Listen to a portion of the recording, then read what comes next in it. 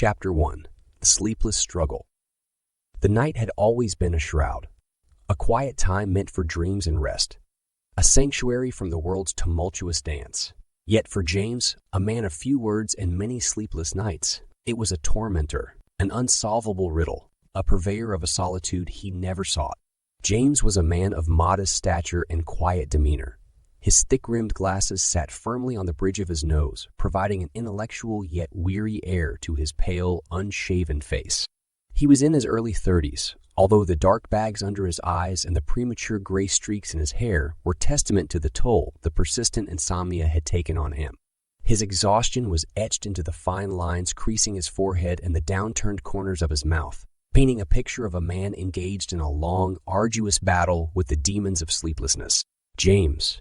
Dr. William, the lead scientist, called, his voice echoing through the sterile hallway of the Sleep Institute.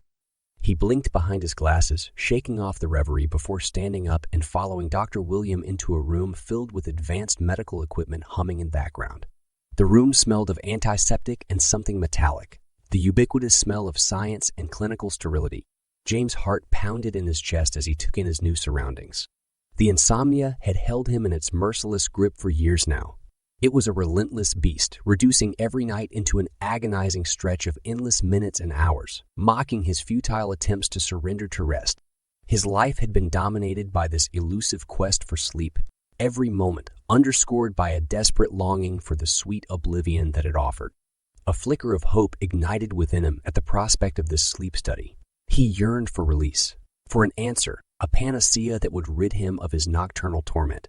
He thought of all the times he lay awake in his cold, silent apartment, staring at the mocking hands of the clock as they ticked away into the night, leaving him behind in a sleepless abyss. Dr. William explained the various procedures of the sleep study, his voice a steady monotone that echoed in the vast room. James listened, his mind latching onto the promises of understanding his condition, his disorder, his personal nightmare. With a deep breath, he signed the consent form. His hand was steady, yet his mind raced with countless possibilities, thousands of maybes. Was this it? Was this where the relentless cycle of sleepless nights ended? A glimmer of desperation, disguised as hope, sparked in his tired eyes. Maybe this was indeed the first step towards finally reclaiming the night, towards regaining his lost sense of normality. For James, it was more than just a study. It was a gamble, a leap of faith into the vast unknown. A desperate plea to the universe for an escape from the torturous labyrinth of insomnia.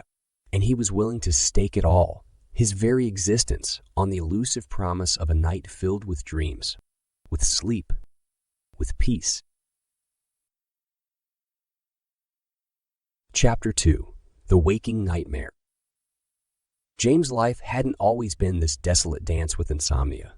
There was a time, not so long ago, when the night brought comfort, not torment. When dreams were an escape, not a cruel, unreachable oasis. Born and raised in a quaint little town of Whitby, he was the eldest of 3 siblings. His life a melange of community gatherings, annual fishing trips, and the small joys that come with a close-knit family. He had a promising career in journalism, his articles admired for their insight and honesty. He was known to possess a keen eye for detail and a flair for the written word. However, as his late 20s rolled in, so did the first signs of his insomnia. Initially, it was the odd sleepless night here and there, easily dismissed as stress or overwork. But those single nights soon turned into entire weeks, casting a long, ominous shadow over his once fulfilling life. The first casualty of his condition was his job. His performance, once praised, began to decline due to his chronic exhaustion. The tight deadlines became impossible to meet. The previously vibrant world he described through his articles dulled and unfocused. He eventually quit, deciding to focus on his deteriorating health.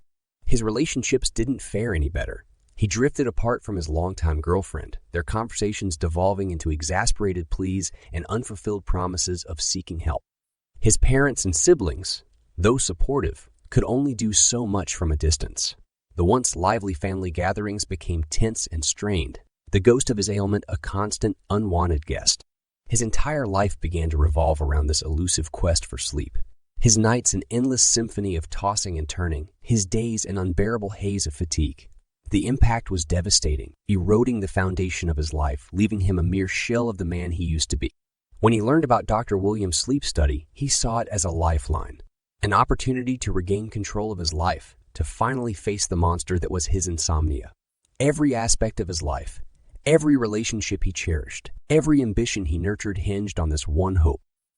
The study wasn't just a medical experiment for him. It was a battleground, a fight to reclaim his life.